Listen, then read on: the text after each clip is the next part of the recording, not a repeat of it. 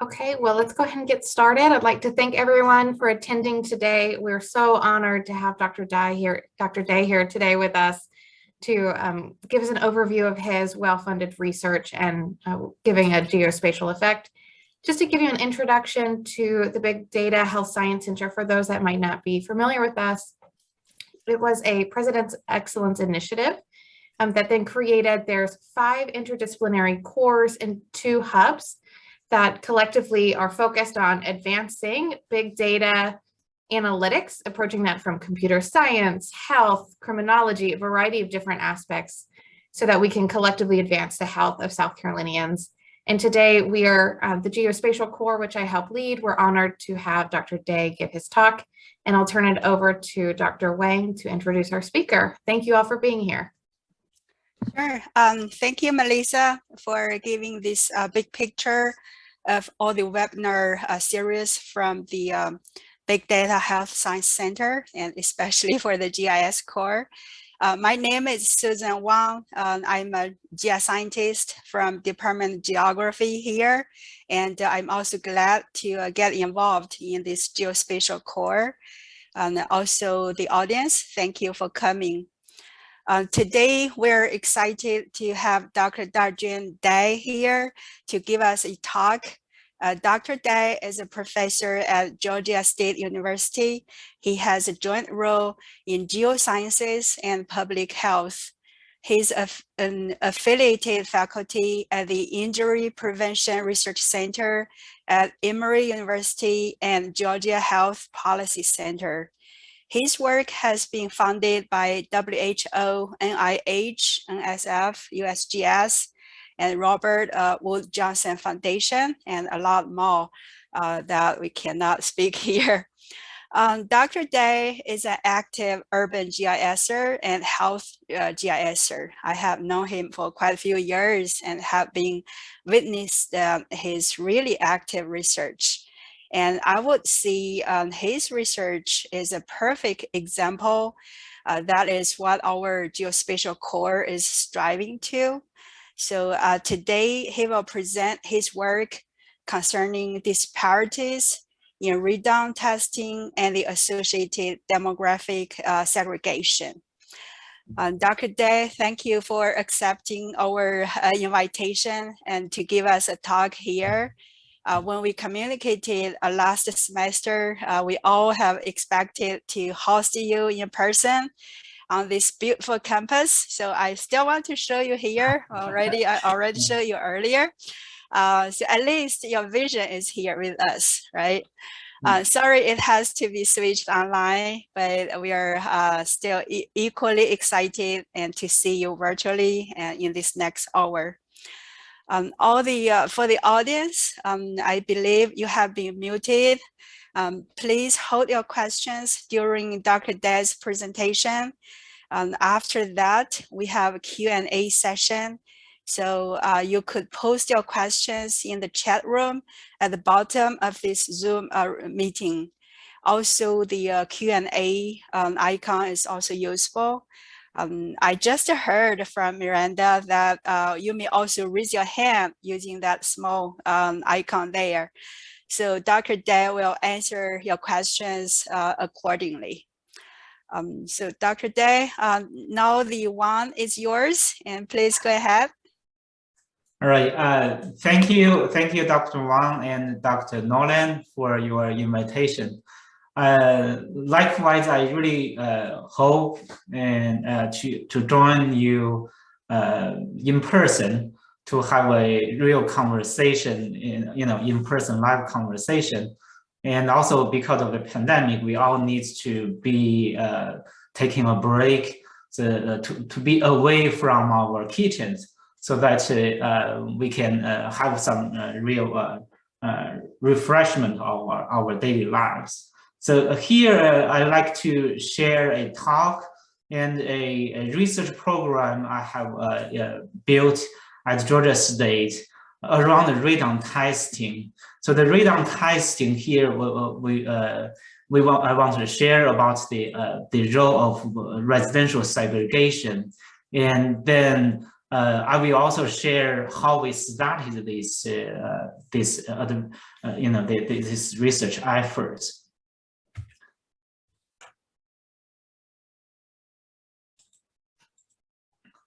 So first of all, I want to share what is a radon exposure. So if you can use emoji to indicate,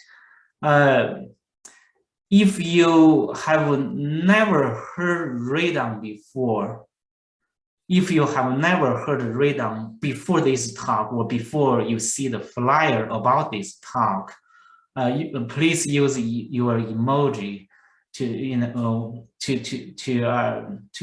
indicate that, say a smiling face or or raise your hand if you have never heard of radon before this talk. Okay, yeah, I see some. Yeah, thank you. You can lower your hands. So here, what is a radon? The radon is a radioactive gas. So you cannot smell it, you cannot see it, and you cannot have a taste of it. It's a naturally released from underground because of the decay decay of radium, and then eventually from uranium, so from the bedrocks. So because it's everywhere, so bedrock radiation is everywhere. So basically, you have no place that can have have no radiation from the radon. So here you can see let me see if I can use a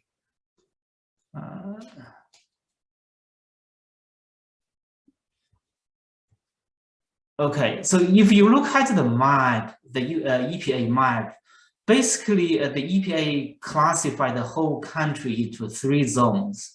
So the dark red is the highest radon levels, and then you have light red color and then yellowish color. So there are 3 zones. So the darkest one has the highest radon potential. So around in 1980s, it's recognized as a carcinogen, so it can cause cancer. In each year, based on the EPA report, in each year, about 21,000 lung cancer deaths estimates caused by radon exposure. So it's a leading cause of lung cancer after smoking. Of course, smoking is the #1 cause of lung cancer. And the issue about radon exposure, the problem of radon exposure is, like in the public, we all, the public feel like the involuntary risk, the environmental risk. So the involuntary risk is imposed by an external force. For example, the Flint water crisis. So this type of environmental risk can easily get attention from the public and also from the media. So you see that the Flint water crisis, you can see the public reactions quickly, and then you can see the media coverage almost everywhere. But then, and then the public perceive this type of risk as the most significant. However, the issue is those radon risks, those silent exposures, those are more substantial, but many times the public don't consider those or perceive those as the significant risk. So our task here is how we can get this radon away from our homes.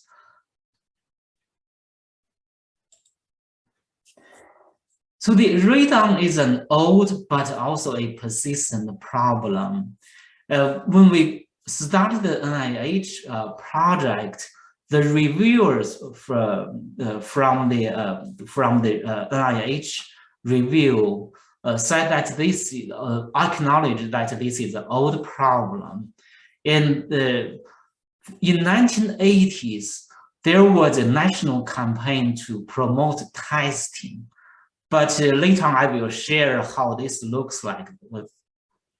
So how can I know that whether my home has a radon or not, or whether my radon levels are high or not? So testing is the only way to know it.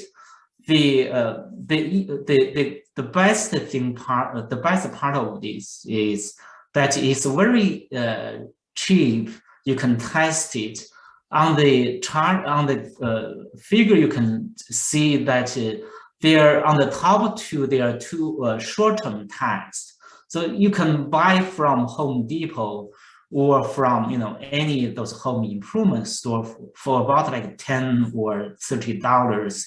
You can buy them, and it's very easy to test. You can for the test kit, you can just play on the countertop, or you hang it on the wall for about like 2 to 4 days, depending on the test kit. Some test kit you can hang up to 7 days, and then it's self-posted, so you can just seal it, put it in your mailbox, and then it will be shipped to the lab. Within a few weeks, you can receive the report whether the radon level in your home. So the EPA considers there's a threshold of 4 becquerel per liter as the action level for remediation.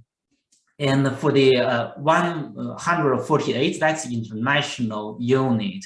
And in the United States, we use 4 becquerel per liter as the action level or the threshold. But from the 2 to 4 is also a level of concern that we need to keep track of them. If we identify a high level of radon on the bottom, this usually there is a continuous monitor. It can measure 24/7 to give you a more continuous measurement, or it's more over long period of time to see whether it has the radon level is high or not. The problem is this is not mandated during the housing transaction in many states, so it's not required. And unless the buyers initiate this test, usually homeowners, the sellers won't want to test it, and then don't have to disclose it if they know they have a high level of radon. And then at national level, not many homes were tested. So if you look at the literature, some states, they may have like 3% of homes, and some states may have like 9% of the homes. So it's not tested everywhere. And also the problem is that not many people heard of radon before. You see that for our attendees, our audience here, most of us have the like high school education, or college education, or even doctoral education, but the knowledge of radon is not is still the unrecognized and largely undetected. And then the reversibility, or in other words, how do we see the risk of radon exposure? How do we consider the health threat from this issue? Also are largely ignored or under-recognized. So our how do we start this? How do we start this research? So at the very beginning, we had a conversation, very casual conversation with a person in CDC, a geologist in CDC, and he had a contract with a local county. It's called DeKalb County in Atlanta, and they need some help on clean up their geodatabase about their existing radon types. That's how they need us to provide some expertise on building this geodatabase of the existing types. So the story is that DeKalb County is one of the two major counties in city of Atlanta. It's also sitting in a high radon potential zones categorized by EPA. And the interesting part of this is DeKalb County Board of Health has a free radon program since 1993. So they provide a free test, but the condition is the homeowners need to call them, need to call Board of Health. So say, I have a house, I want to know my radon levels. I need to call Board of Health and then arrange a time for the Board of Health personnel to come out and test the home for me.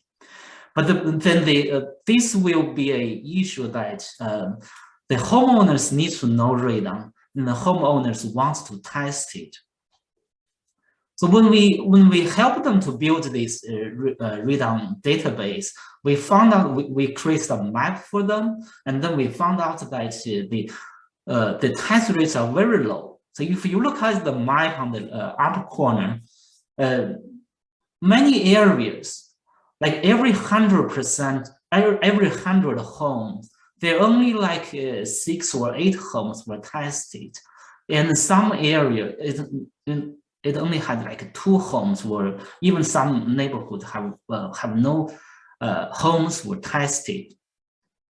So we proposed this idea to NIH to build a program that can promote radon testing and remediation in minority neighborhoods. So we have 3 goals, 3 objectives. First is to promote testing in under-tested communities. So if you look at the maps, if you look at the pictures on the slide, those are the activities that we did several years back. The fun part of this, we got to know many homeowners, and then you see that one student worked on the project. We went to a home that they have a huge game in their living room, and our students had a good time while testing the homes, and we had she played on the games. So we engage the testing in those under-tested communities, but also we want to use the geospatial technologies to predict the indoor radon, because those areas are low. So we want to know which area we want to target for testing, to promote the testing. And then second, we also want to know what is the reason behind these under-tested activities. So why these areas on the lower areas of this county, they have a low testing activities. So we want to see what is the reason behind those behind this under testing. So the first work we did is to estimate the indoor radon risk. So we collected the data from geology factors. So we went out to the field using handheld devices, the gamma device, to identify the areas with the background gamma radiations. And then we create those fault zone maps. And then we identify those rock types from the USGS. And then we also identify those housing factors in terms of foundation, whether the external material may have some impact, or how the houses were constructed, and whether this heating or cooling system may have the impact and of course, whether the housing age may have the impact. And in terms of the radon data, we were fortunate to have the input from the local county the support, and then we also have the private vendor support, and then we conducted the radon test ourselves as well. So in general, on the right side of the map on the bottom, that's overall the areas, and then the overall the test locations. The red colors are the locations where the radon levels are high, above the 4 becquerel per liter, above the action level. And what we did, we want to identify the hotspots from the existing test. And then we hope to use the gamma radiation that we tested to see whether we can use gamma radiation to predict this radon. And then we also want to see using photo mapping to see whether that can predict the radon risks. And finally, we want to identify what could be the contributing factors of those indoor radon risk. So that's the overall plan for the first plan when we to identify the radon risks. So here are some examples of the constructions or say the foundations. So there are mainly 3 types of foundations. So the basement and the full basement you can work out, or you can have a full basement, or the crawl space, and then or you just have a slab. And then the housing type, at times you have the multi-level homes and then split levels or the ranch. The exterior materials, we have the bricks and then frames and blocks. So there are 3 main types of the building materials. And here just a quick summary of what we found. And in general, when we look at the radon levels, we did not see how the rock type would have a direct impact. And then the foundation type, we do see some foundations like a basement, or the basement combined with the crawl space, and then the basement combined with the slab will have some high levels.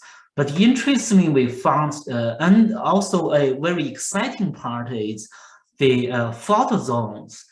Using the because the fault zones you can observe outside in the environment, so that you don't need to recruit homeowners, which is very labor intensive and cost intensive. And in this way, we can use a fault zone to see if the radon will be, which area will be a high risk of radon. And then for exterior wall, we also see some types might have a higher risk.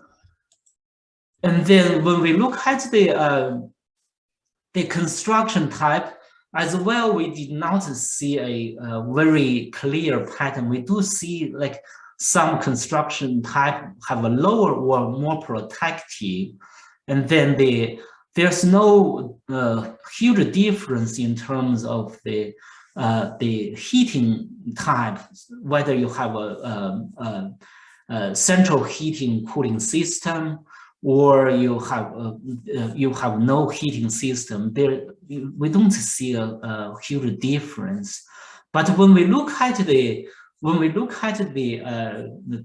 predicted gamma radiations using our handheld samples, we do see that there's some correlation in terms of the hotspots of the radons that exist in the action levels. And as well, we see that these fault zones, that this area, that the the fault lines that clearly identified. Those areas are that have a hot spots of those high radon levels, and also this the predicted gamma radiation also very high in those areas. So in this way, we want to see, we use a binary outcome of radon. So using the action level 4 becquerel per liter as the so using 1 and 0. 1 means that the indoor radon exists in the EPA's action level, and then we use those the foundation, the exterior wall, heating, construction, rocks. So all those things to identify, to see whether those factors, the housings, geologies, could help us to predict this radon, the high risk for radon. And we do find out that if a house is located in the fault zones, because the fault map is available, if a house is located in the fault zone, and if a house has a high gamma emissions nearby, more likely they will have radon levels that exist in the EPA's action level. And also we found that the crawl space is protective. And then when we combine these two, the housing characteristics, like the exterior wall or the foundations or the heating coolings, those could explain some, but very small variations. So in other words, we cannot use the housing characteristics to easily predict the radon, indoor radon levels. So in other words, that we need to consider the fault or the gamma emissions nearby. The reason behind this is that for every house, the air pressures in and out and the air movement can affect how much gas is built up. So that means that we need to consider more factors like the temperature of soil or seasonalities. So currently we have a project from NSF to have to use sensors and in the outdoor environment. So this is an example from our pilot work to build this sensor in the soil. They are in different depths, like 2 feet below the surface or up to 6 feet below the surface. And then this is a sample that this sensor can measure the radon levels 24/7. So every 5 seconds, it can keep a reading. And then every 6 minutes, it can give a average, more consistent reading. So in this way, we hope to bury 200 sensors. And this is a project collaborating computer science. And then this bury 200 sensors across these areas. The 200 sensors that for every 6 seconds, it can give us a reading.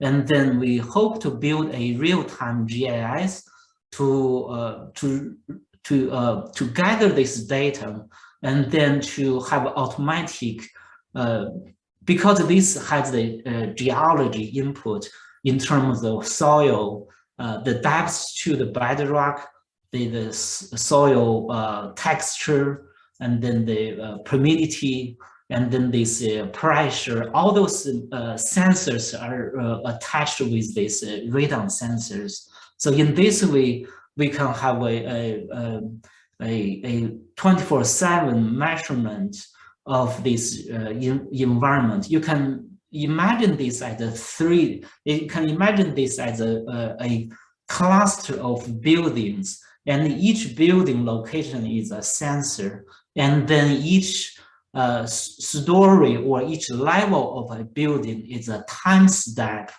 of the sensor readings. And then you have each sensor reading will return a reading of radon levels, the temperature, the humidity, air pressure. So all those readings will have a huge database for us to have a more intensive understanding of how those will affect how those environmental conditions will affect the radon in the soil, and then later on how this can be built up in the homes. So that is our ongoing work from the physical geography side. And then coming to this is some background of our project on the testing disparities.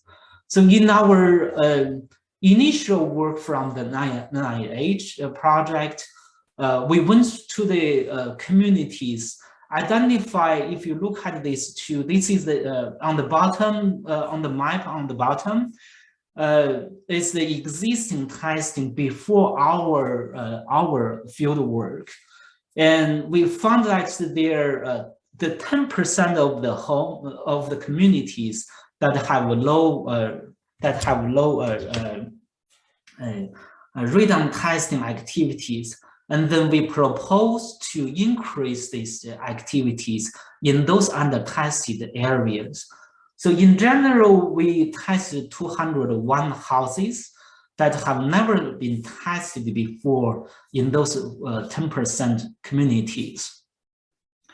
From these 200 homes, it's very interesting. We found that about half of the homeowners have never heard radon before. And then the other half of the homeowners, they heard radon before, but they did not test their homes until we reach out to them. So here is it. So half of the homeowners never heard of the radon before, and then the other half, they heard radon before, but they did not test their homes. And also the issue from our observation was, like, if you look at the table, the 14 sampled census tracts, and then the remaining census tract. So we compare these two in terms of race, in terms of the education and the poverty, and you can see that the under-tested area, the 14 samples, they have a large percentage of African American population, and then they have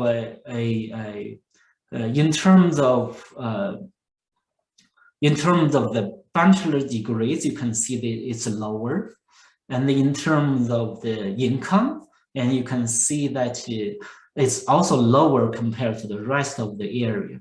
So that brought us the attention that what is the reason behind this under-testing? So whether the residential segregation and the social stressors could help us to explain this, to guide us for further work. So here is just some background about residential segregation for minorities. So residential segregation is a physical separation of races in the distinctive residential areas.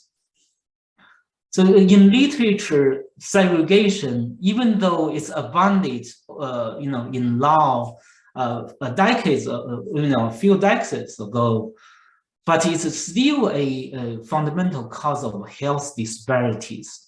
And you can see from the literature like racial differences in health are still existing, even we adjust for socioeconomic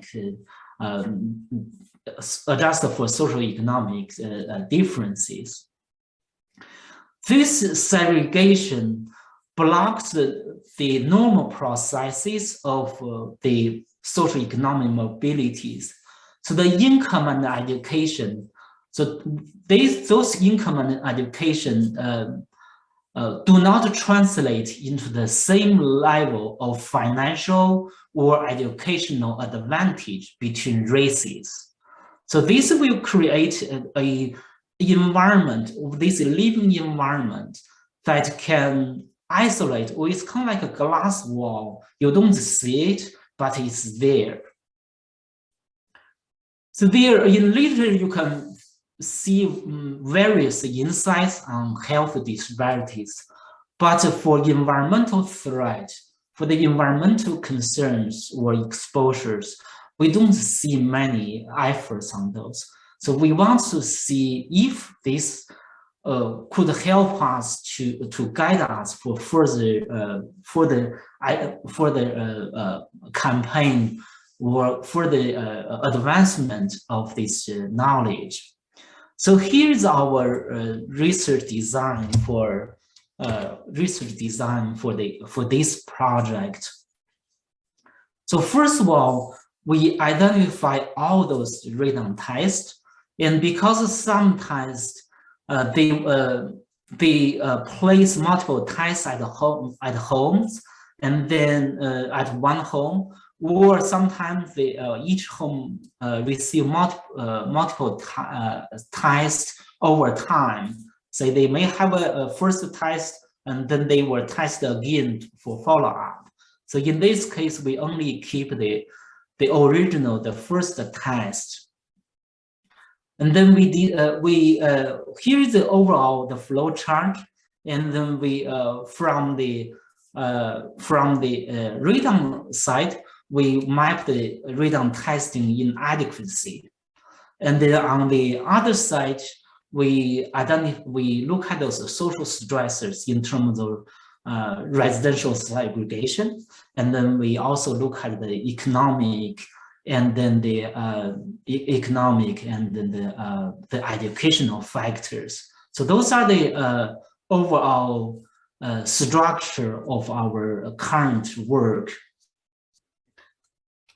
So for residential segregation, because African Americans are the predominant minority group in this area, so we look at mainly the Black residential segregation. So we use an isolation index to identify these.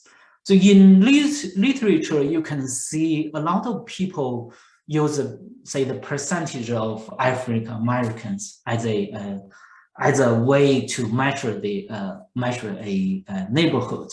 But we argue that this percentage may block the view of the true living environment.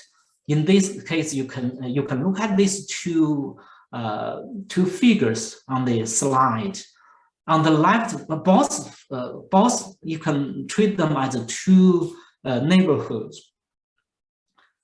Like both have like 50% of gray pixels. On the left side is an even mixture. On the right side, you see on the white pixels are next to each other, and the gray pixels are next to each other. So this is how we want to distinguish between these two. If you look at the percentage, both of them have 50%, but using this isolation index, we can tell that on the left side, it's close to 0. So they're not even, I mean, there's they mixed pretty evenly. On the right side, it's extremely segregated. So it's close to 1, and then the left side is close to 0. So that is how we wants to measure the segregation environment.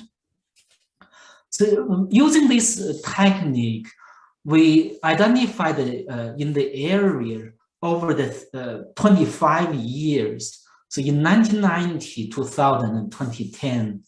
And if you look at on the bottom, those figures, I put them up this morning. I want to share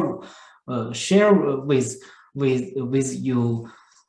If you look at the number of in terms of population, over the 25 years, the population increased from 550 to almost 700K.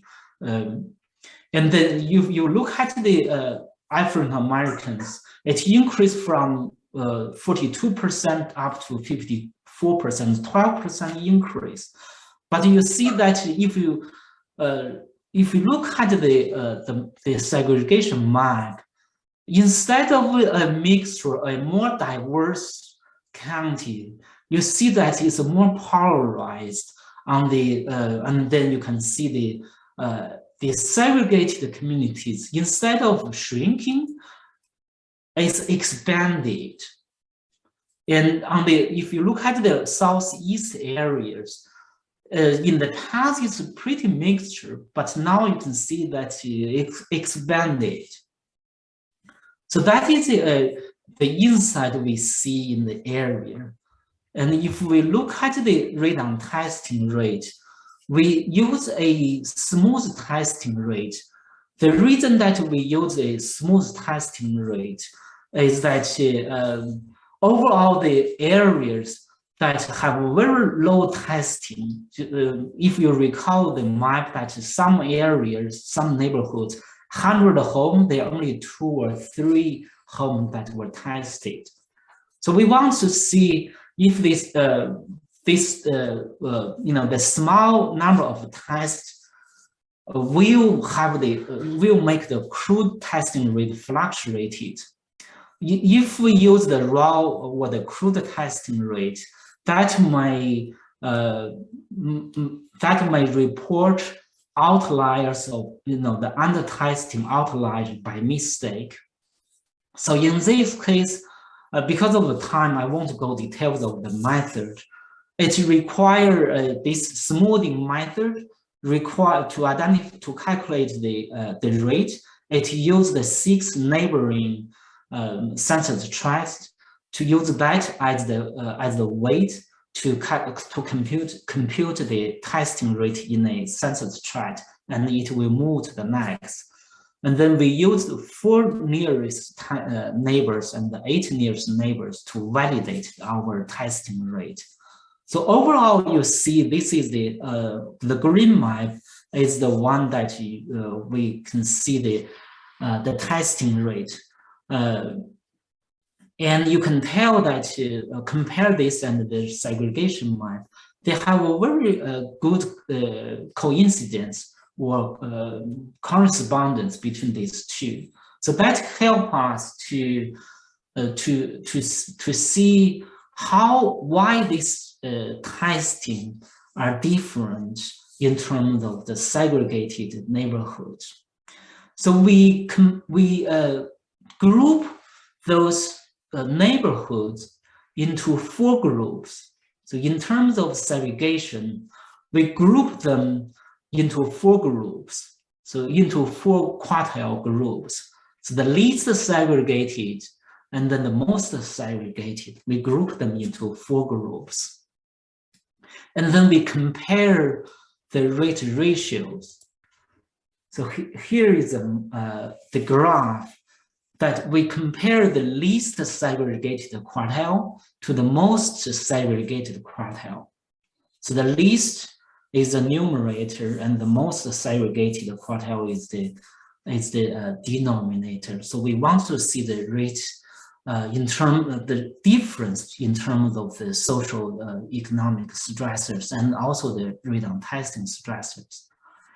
And from this map, from this chart, you can tell, like over the 25 years, the screening, it has a very high, it has a very high disparities in terms of the screening. So almost 8 times compared to the most segregated quartiles. And then we also see the bachelor degree have a huge difference, and also the home values have a huge difference, and then income has a huge difference. But the rest of them, the difference are not that significant. And then we use the bivariate correlation to see, and we do see that the segregation has a consistent influence. And we also see the bachelor degrees and then the poverty. But when we look at the reason that we conduct a factor analysis is because of many of those factors are correlated. So we combine them into some factors before we test their influence on radon screening. So the hypothesis we want to do here is we want to see whether the degree of residential segregation and other social stressors could explain the radon testing rate. And then because of the dependence of the observations, we use those spatial regression models. And then we use the segregation alone as a first model, and then we use the factors alone as a second model. We want to single out the impact, and then we combine them, these two, as put them both in the model as a third model. And because of time, I will just quickly go through these. We do observe that the Black residential segregation was a consistent indicator over the 25 years. And those segregation might have a direct influence on testing actions, because you see that no matter we use that alone, or we use that and then consider the factors of, in other words, we control other factors, we still observe a significant impact of segregation. The reason behind this is that the positions that people occupy in the social environment constrain their opportunities and also constrain their decision makings. So the people may model the behavior and the attitudes of others in their immediate social network, and therefore they may affect their health promotion behaviors in this case. So in our situation, we found that even though there's a increase of Black population, the highly segregated communities weren't expanded, but then the social economic stressors are actually very weak and inconsistent in terms of correlation. So it's unclear if you compare these two groups of maps. Remember the red dots are the radon test above the action level. So it's unclear if this low screening activity in the minority neighborhood are due to that the radon levels are too low to be concerned, or because they are not aware of this issue. So we have a ongoing project from Robert Wood Johnson Foundation. We name it as a remove.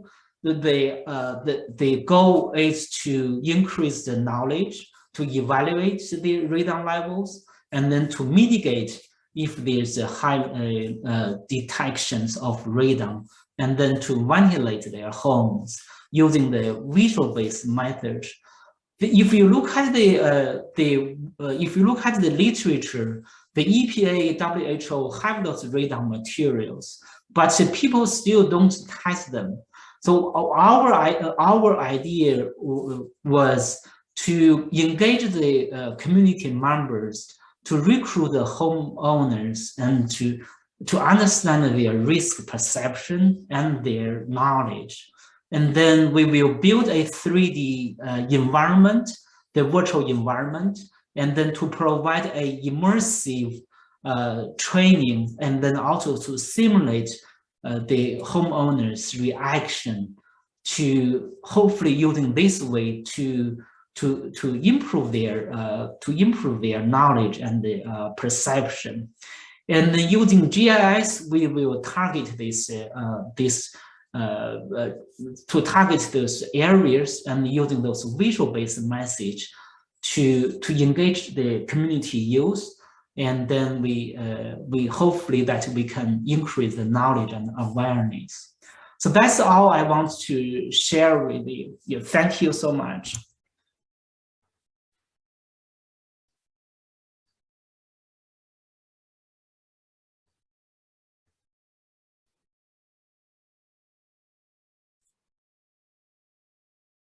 Thank you so much, Dr. Dai. Everybody who has questions can either post them in the Q&A in the chat, or they can use the raise hand emoji, and I'll allow you to speak.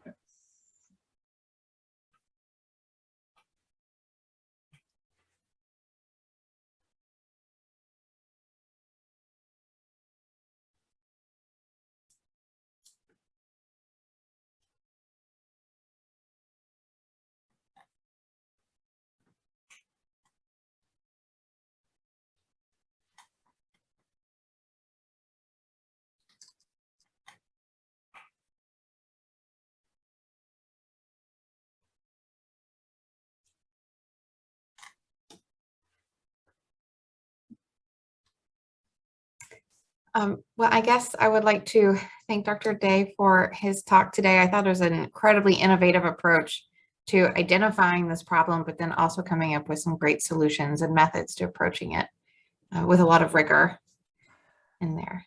So Thank you. Okay.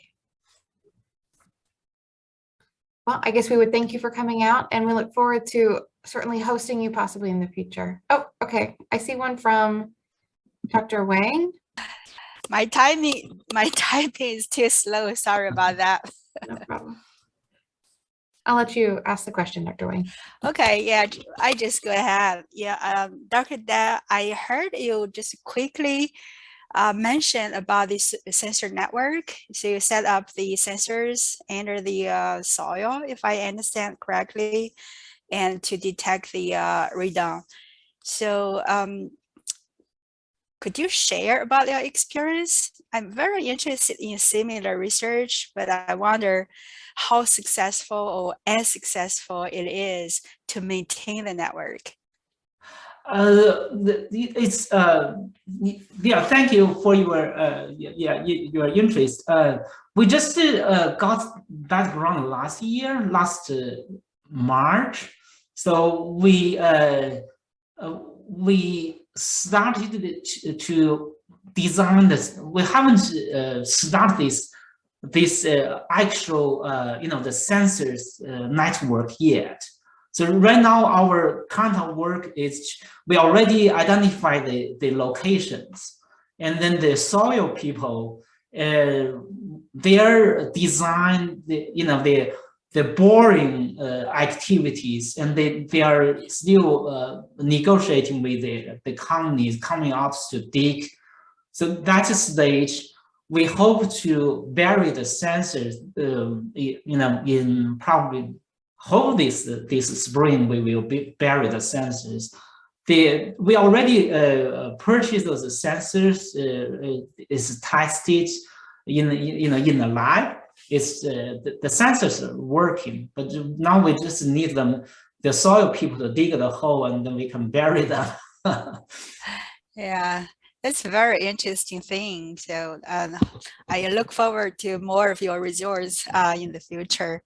There's another question coming, so we only have 4 minutes. Probably you can go ahead. Yeah, thank you. Looks like probably you know quite a lot about this, and and there's no right or wrong which dimension you choose, and just to by literature, we feel like from looking at using the similar concept on the health outcomes, and we have seen that this isolation have been effective to distinguish or to respond to the disparities. So that's how we choose this isolation instead of these similarities. Yeah, does the answer? Yeah, feel free to let me know if I answer your question or not. And then there's another one, paying.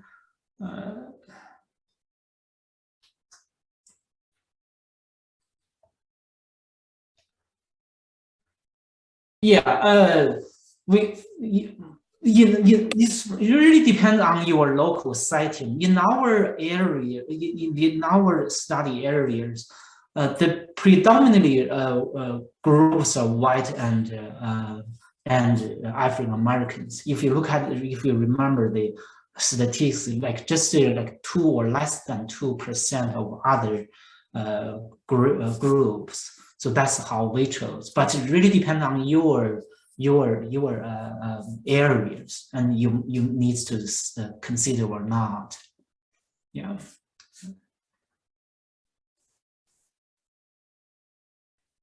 Thank you so much,